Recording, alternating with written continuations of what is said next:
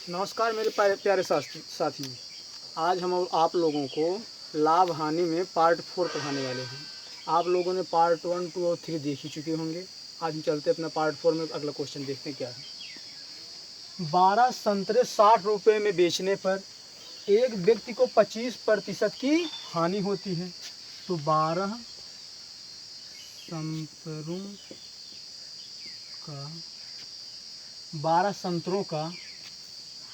संतरे 60 रुपये में बेचने पर 25% की हानि होती है। 12 संतरों का क्रय मूल्य, 12 संतरों का क्रय मूल्य कितना? क्रय मूल्य का सूत्र होता है विक्रय मूल्य गुणे 100 बटे में 100 प्लस माइनस लाभ या हानि प्रतिशत। दोस्तों हम इसी पर अपना देखते हैं। 25% की हानि होती है तो उसे 25% लाभ पाने के लिए 100 रुपये में कितने संतरे बेचने चाहिए?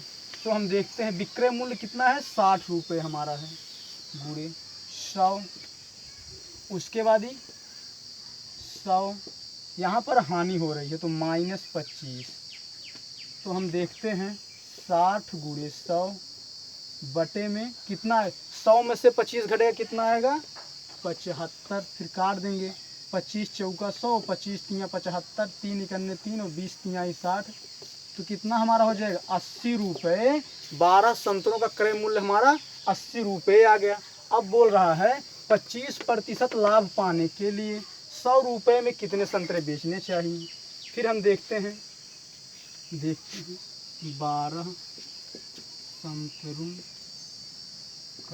12 संतरों का विक्रय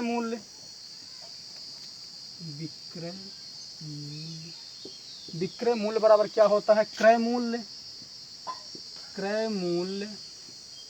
गुणे 100, क्रय मूल्य गुणे 100 प्लस माइनस लाभ या हानि प्रतिशत में बटे 100 हो जाएगा। दोस्तों हम इसे हल करेंगे। हमारा क्रय मूल्य कितना आया है, 80 रुपये आया है। उसके बाद 100 माइनस कितना हो जाएगा, 100 प्लस, क्योंकि यहाँ पर क्या हो रहा है, लाभ पाने के लिए ना, इसमें 25 हम जोड़ देंगे। पूरे के बटे में कितना आएगा हमारा, पूरे के बटे में 100, यहीं पर काटते हैं, 20 चौका 80 और 20 पंचे 100। और यहाँ पर देखते हैं 4 गुणे कितना, 125 बटे में 5, 5 से काट देंगे, 25 बार जाएगा और 25 चौका 100 हो जाएगा, 100 रुपये। 12 संतरों का विक्रय मूल्य हमारा कितना है, तो हम देखते हैं कि 100 रुपये में 12 संतरे बेचे या फिर बेचने होंगे। 100 रुपये में हमारा 12 संतरे बेचने होंगे, यही हमारा आंसर हो जाएगा। दोस्तों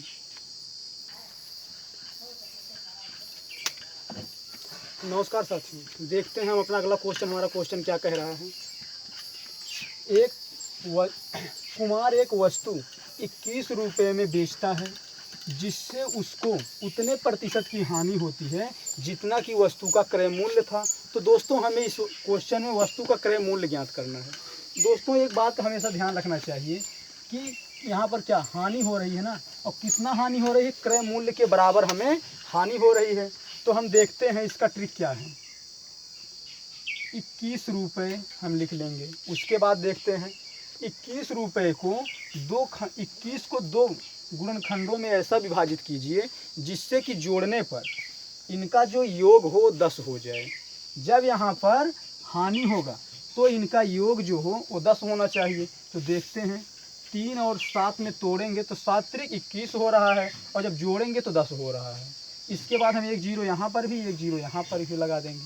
हमारा यही आंसर होगा कितना, 30 होगा या फिर 70 होगा। लेकिन एक बात हमेशा ध्यान रखना चाहिए हमें कि जब क्रय मूल्य के बराबर हानि हो तब हम जोड़ेंगे। क्या जोड़, इनका गुणन गुणनखंड का योग, क्या गुणनखंड का योग कितना हो, 10 हो, 10 हो। ठीक है, तब हम यहाँ रूल लगाएंगे, हानि प्रतिशत बराबर यही होगा। इसे हमें हमेशा ध्यान रखना चाहिए। चलो दोस्तों, हम अपना अगला क्वेश्चन देखते हैं।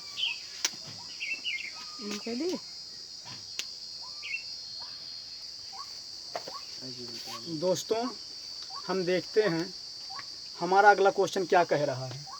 कह रहा है एक वस्तु 144 रुपये में बेचने पर एक व्यक्ति को जो लाभ होता है वह लाभ जो है लाभ प्रति उस वस्तु के क्रय मूल्य के बराबर है। इसका कहने का मतलब यह है कि एक वस्तु बेचने पर जो लाभ प्रतिशत हमें प्राप्त होता है उस वस्तु के क्रय मूल्य के बराबर है।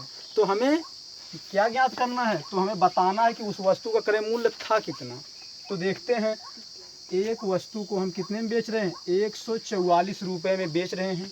हम फिर वही ट्रिक अपनाते हैं कि इसका गुणनखंड ज्ञात करेंगे। इसका गुणनखंड देखेंगे कि जोड़ दें तो इसे जोड़ने पर इसका जो अंतर है वह 10 होना चाहिए, अर्थात इसके गुणनखंड को आपस में घटा दें तो अंतर कितना आना चाहिए, 10 आना चाहिए। तो हम देखते हैं, लाभ प्रतिशत बराबर लाभ प्रतिशत बराबर इसके अंतर का योग, अंतर क्या होना चाहिए, 10 होना चाहिए। इसके गुणनखंडों का अंतर 10 होना चाहिए। ऐसे हम लिख सकते हैं, गुणनखंडों का अंतर कितना होना चाहिए, 10 होना चाहिए। तो देखते हैं हम, 18 अट्ठे होता है 144, तो 18 गुणे 8 कर देंगे। अगर हम इसे घटाते हैं, 18 में से अगर हम 8 घटा देते हैं तो हमारा 10 आ जाता है, मतलब इसका अंतर कितना है, 10 है, जो कि हमारा यही ट्रिक बताता है। तो हम इसके पीछे भी एक जीरो लगा देंगे, तो हमारा जो आंसर होगा इसमें छोटा वाला जो होगा वही हमारा आंसर होगा। तो हमारा आंसर कितना होगा, 80 हो जाएगा। दोस्तों, हमारा आंसर 80 हो जाएगा। हम अपना अगला क्वेश्चन देखते हैं क्या कह रहा है। दोस्तों, हम अपना अगला क्वेश्चन देखते हैं क्या कह रहा है। एक दुकानदार अपना सामान क्रय मूल्य पर बेचने का दावा करता है, परंतु 1 किलोग्राम के स्थान पर वह 950 ग्राम का प्रयोग करता है। तो बताइए कितने प्रतिशत का लाभ कमाता है। दोस्तों, आप लोग क्वेश्चन एक बार फिर से ध्यान से देख लीजिए। दोस्तों, कह रहा है दुकानदार, हम जितने में किसी वस्तु को खरीदते हैं उसी दाम में बेचते हैं, तो उसे कितना प्रतिशत का लाभ हो रहा है, लेकिन 1 किलोग्राम के स्थान पर वह 950 ग्राम का ही प्रयोग कर रहा है। दोस्तों, हम देखते हैं वह कितना, हमारा ट्रिक या फिर सूत्र ही समझे उसे, 950 ग्राम का वह प्रयोग कर रहा है, तो हम 950 ग्राम नीचे लिखेंगे। कितना कम प्रयोग कर रहा है, 1 किलो में पूरा 1000 ग्राम होता है, वह 900 ग्राम का प्रयोग कर रहा है, तो कितना बचा रहा है अपने पास, 50 ग्राम बचा रहा है। अब देखेंगे प्रतिशत हमें लाना है, तो 100% से इसमें क्या करेंगे, गुणा करेंगे। तो देखते हैं, 0 से 0 एक बार कट गया, 5 इकन्ने 5 और 19 पचे 95, सो हमारा आ गया 100/19। जब इसे हम काटेंगे कितना आएगा हमारा, 5 सही 5/19% हमारा आंसर हो जाएगा। यही हमारा आंसर होगा। दोस्तों, अपना हम नेक्स्ट क्वेश्चन देखते हैं। दोस्तों, हम अपना अगला क्वेश्चन देखते हैं क्या कह रहा है। एक व्यक्ति ने 2 घड़ियाँ 1500 रुपये में खरीद कर एक को 12% लाभ पर तथा दूसरी को 18% लाभ पर बेच देता है, जिससे उसे पूरे सौदे में 15% का लाभ प्राप्त होता है। दोस्तों, हमें घड़ियों का अलग अलग क्रय मूल्य ज्ञात करना है। आप लोग क्वेश्चन को एक बार देख लीजिए, स्क्रीनशॉट ले लीजिए। चलो हम देखते हैं क्वेश्चन अपना। इसे हम एलिगेशन मिश्रण विधि से हम हल करते हैं।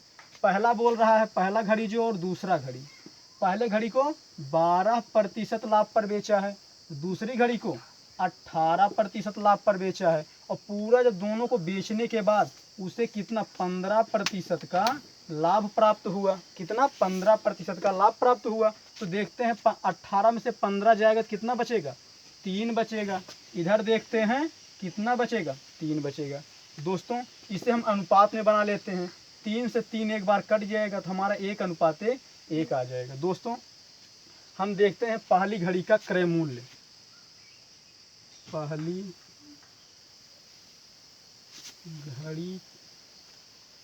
घड़ी का क्रय मूल्य, पहली घड़ी का क्रय मूल्य कितना होगा हम देखते हैं।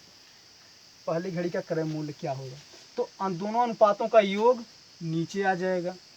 ऊपर हमें पहली घड़ी का निकालना है तो 1 रखेंगे, और टोटल संख्या हमें कितना पता है, दोनों घड़ियाँ कितने में बिकी हैं, 1500 में बिकी हैं। जब काट देंगे हम इसे तो हमारा कितना 750 आ जाएगा। तो दूसरी घड़ी का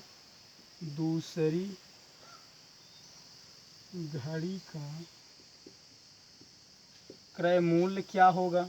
दूसरी घड़ी का क्रय मूल्य अगर हमें निकालना है, अगर हम पहली घड़ी का क्रय मूल्य 1500 में से घटा दें, 1500 माइनस में 750, तो हमारा कितना आएगा 750 रुपये ही आएगा। मतलब कि यह पहली घड़ी का क्रय मूल्य है और यह दूसरी घड़ी का क्रय मूल्य। दोस्तों हमारा यही आंसर हो जाएगा। दोस्तों हम अपना अगला क्वेश्चन देखते हैं क्या कह रहा है। आज का हमारा ये लास्ट क्वेश्चन है, आप लोग एक बार स्क्रीनशॉट ले लीजिए। दोस्तों हम देखते हैं एक दुकानदार ने 2 टीवी सेटों को एक ही मूल्य पर बेचता है। एक पर उसे 20% का लाभ और दूसरी पर उसे 20% की हानि प्राप्त होती है।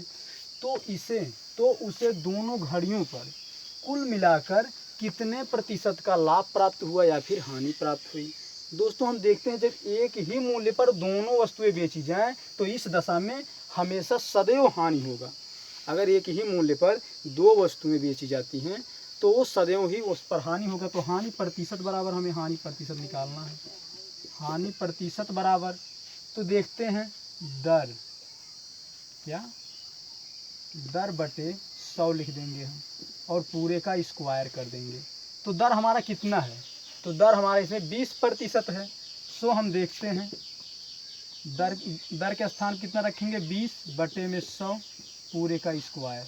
सो हम काटते हैं, कितना आ जाएगा हमारा, इसे काटने पर हमारा आ रहा 1/5। हमारा कितना आ रहा है 1/5। दोस्तों हम अपना देखते हैं हमारा 1/5 कैसे आ रहा है। दोस्तों हम देखते हैं हमारा कैसे आ रहा है। सो हमारा एक बार करेंगे कितना हो जाएगा, हम काटने से पहले यहाँ पर देखेंगे। काटने से पहले सॉरी दोस्तों थोड़ा मिस्टेक हो गया, हम देखते लिखेंगे 20। दोस्तों 20 × 20 बटे हमारा कितना हो जाएगा 100 हो जाएगा। 2 0 कट जाएगा, हमारा 4% का क्या आएगा, हानि। दोस्तों ये फार्मूला जो हल्का मिस्टेक हो गया, इसके लिए हम बहुत सॉरी बोलते हैं आप लोगों को। देखते हैं कैसे हलेगा। हाँ अब हमारा ठीक है। दोस्तों हमारा कितना आंसर आ गया 4% का। दोस्तों हल्का मिस्टेक हो गया था इसलिए शायद। दोस्तों आप लोग हमारे चैनल को शेयर कीजिए, सब्सक्राइब कीजिए और लाइक कीजिए, जिससे हम आप लोगों के लिए ऐसे वीडियो लाते रहें। नमस्कार।